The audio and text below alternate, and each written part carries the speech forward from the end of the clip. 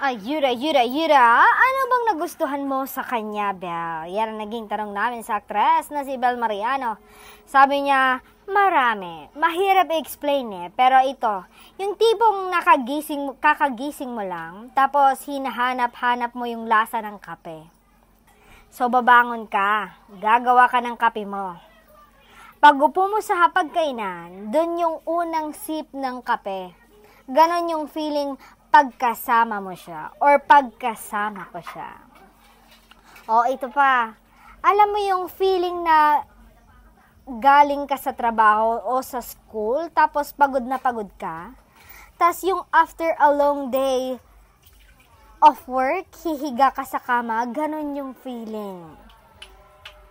Ang dami ko kasing nagustuhan kay Donnie, pero basta, mahal ko siya.